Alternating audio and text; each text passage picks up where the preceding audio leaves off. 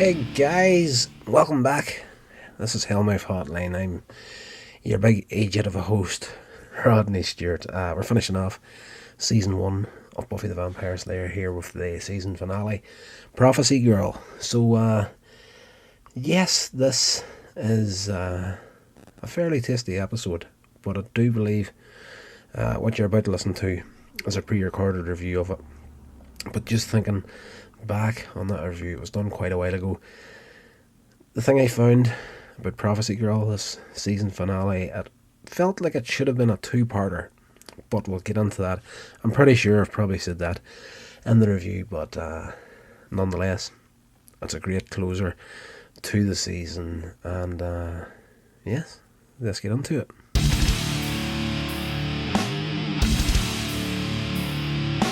Episode 12, Prophecy Girl, Buffy the Vampire Slayer Season 1.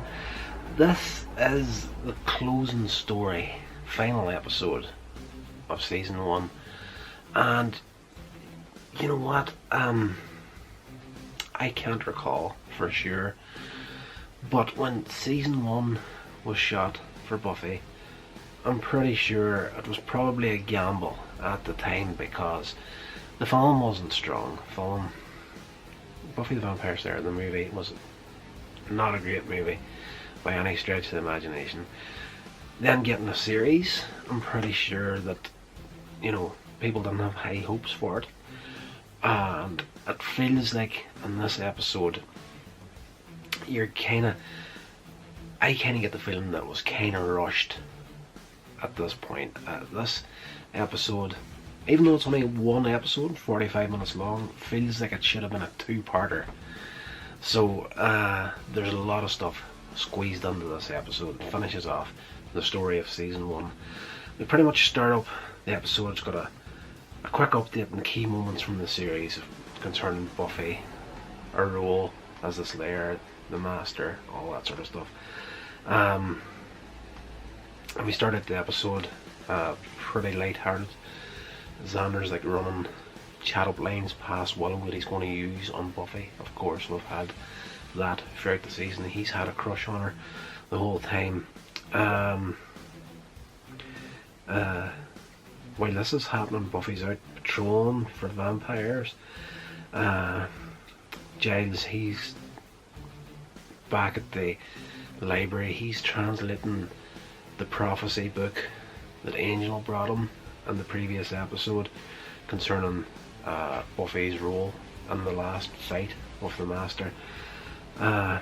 Just then an earthquake hits the town. The Master, he's celebrating that the time is close for him to get out. Next morning, Giles, he's preoccupied trying to verify the translation of the Slayer prophecy. He has figured it out. He's just not willing to believe what he's read, more or less, so he's running through as many backup texts and books as he can get his hands on to try and verify. Xander finally gets up the nerve to ask Buffy to the dance, but she kind of just tells him straight that she just considers him a friend and she doesn't want it to go any further than that. So that's kind of put a wedge between the two of them. Miss Calendar, of course, she's like a witch, as we learned earlier in the series, another teacher at the school. She comes to see Giles about what's happening. She's been getting a lot of reports from her coven about things that are happening that she says is like real end of times type stuff. At the bathroom in the school, Buffy's in there. She goes to wash her hands, turns on the tap. Instead of water coming out, blood starts coming out. So there's all these kind of visual things just saying everything's going wrong. She comes to the library to talk to Giles about what's happening, what she's seen, and as she enters, she hears Giles talking to somebody, and she kind of is sneaking in and she sees that it's Angel that he's talking to, which is kind of weird to her, because Angel, of course, not long ago we found out he was a cursed vampire with a human soul. Giles is her watcher, so the two of them being in contact with each other is a bit weird to her, so she's kind of sneaking in to see what's going on.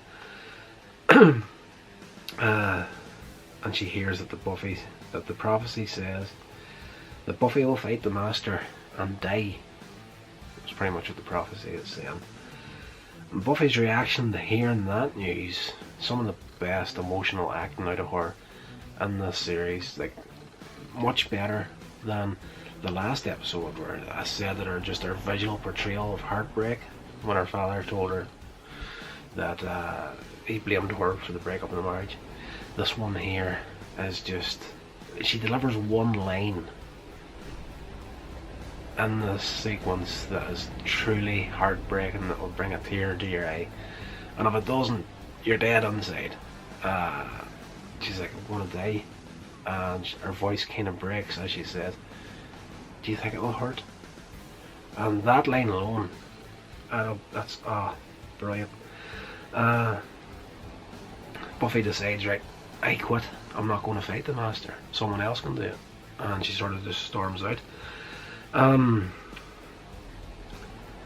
Buffy tries to quit. She asks her mother if they can go on a trip somewhere, just get out of Sunnydale and do something as mother and daughter, but of course her mother's trying to build a new life for herself and her daughter in a new town. She can't afford to take the time, spend the money to do something like that.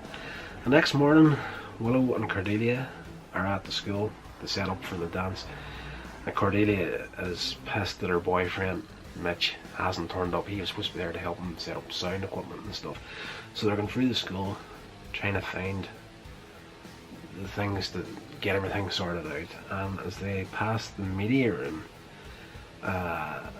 they see the back of the head of Mitch sitting on that couch, and his mates beside him, and there's cartoons on the TV in front of them, and they just assume that, you know, these guys are just slacking off instead of working, so they bust into the media room. They discover that Mitch, his friend, and 5 or 6 other people have been massacred by vampires. There's blood everywhere. Back at Buffy's house, she's trying on a prom dress that her mother bought her. Her mother comes in, busts in with news that Willow needs her. Buffy goes to see Willow. Willow was heartbroken over the way the vampires have just taken the world from us. As she said, like, up to this point we've been fighting demons and whatnot, but it seems like it always felt like the two worlds were separate, but now that they have come in, killed her friends, and you know what, just the reality of everything has hit her hard. Buffy at this point realises she has to do what must be done. She asks Willow to stay at home and says take care, then leaves. It's almost as if at this point in the episode Buffy has just resigned herself to the fact that she's going to die fighting the Master. Back in the Master's lair, he sends off the anointed one to bring Buffy to him.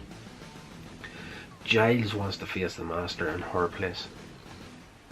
Just how much he cares for her. It's like a father-daughter sort of a relationship. But Buffy isn't going to let him do it, and she knocks him out. Decks him in the head, knocks him out. She sets out, right away meets the anointed one outside the school. He pretends to need help, but Buffy just looks at him and says, "It's okay, I know who you are." So he takes her by the hand, leads her to the lair of the Master. Xander decides he's heading out to help her. He gets Angel to help him find the Master. So again, this is it shows how much he cares for Buffy, because he doesn't in the slightest trust Angel, because he knows Buffy has feelings for Angel and whatnot. So the fact that them two are going to team up to help her is a pretty big thing in Xander's case. The rest of the Scooby Gang try to work out the location of the Hellmouth as Buffy comes face to face with the Master. They think the vampires will hit the bronze and the prom, but in fact they're heading for the school. Back at the beginning of the series, in the Harvest episode, that's where the vampires went. The Harvest people was the bronze, so they kind of have the idea that's perhaps where the Hellmouth was at, but it's not. It's actually in below the school. The Master and Buffy finally come to a head-to-head confrontation, but he's far too strong for her. He drops the bombshell that prophecies don't tell everything. He says that Buffy is the one that sets him free. So the last thing he says before he goes for the kill is, if you didn't come, I couldn't go. So it's a real kick in the teeth for Buffy to hear this. He sinks his teeth into Buffy's neck. She falls to the floor and directly into the water head first. The Master breaks the barrier that has been holding him captive in his lair, and he's finally free. Angel and Xander find Buffy, but she's got no pulse. So technically she did die fighting the Master. They try CPR on her. Angel can't do it, for of course he's dead. He's got no breath, basically. So Xander CPR. They successfully revive Buffy. Giles, Willow, Cordelia, Miss Calendar, they're all trapped in the library by vampires. The school's been attacked at this point. Buffy races to the school for the final showdown with the Master as the Hellmouth starts to open. The gang arriving are attacked by a giant monster from the Hellmouth. This thing with like mad tentacles, like a giant squid sort of a creature, comes out of the Hellmouth. And everybody's getting attacked. They're trying to fight this thing off. Buffy goes to the roof of the school where the Master's at. He's up on the roof, kind of surveying the outside world, like finally I'm out, the world's mine sort of thing. He goes into like full Megatron, 1984 Megatron sort of like, I'm going to destroy the entire planet. So they fight once more on the roof of the school. As Buffy looks down into the library, there's like a skylight that's been broken. They're fighting just up there. She sees a table that has been knocked over and broken, and there's like a big chunk of wood that's kind of like a spike sticking straight up in the air. So she flings the Master through the skylight. Of course, the wooden spike comes up through his back, through his chest, impaling him, which kills him, obviously. And because the Master has died, everything starts to reset itself. The Hellmouth begins to close again. Good ones at the end of the day. It's a very, very swift episode. Basically, it just finishes off. You see the Master's skeleton, and you know, it's one of these things in the series where if you're stuck on details, you're thinking to yourself, you know, whenever Buffy stakes a vampire, it just poof, completely gone. There's no skeleton or anything left, all dust. But in the case of the Master, when he died, of course he dissolved into dust, but he left as full skeleton remains at the end of the episode. So they're down in the library looking at the skeleton, and they all decide to go and celebrate at the dance, and they walk away from the Master. And that is pretty much where the episode closes. The last shot just shows the skeleton of the Master as Buffy and the rest of them walk off to have a bit of fun at the dance.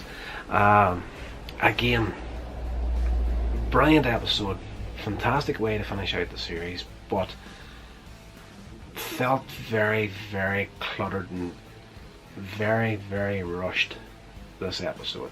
Doesn't make it any less enjoyable, but as I did say at the start of it, kind of feels like it should have been a two-parter. It really does, but probably, again, because of the film, and this being the first series based on that film, maybe the studio didn't have faith that it could be as strong as it eventually became. This has been a production of Coins Edge Media. Check out my social media links in the show notes. Thank you so much for listening.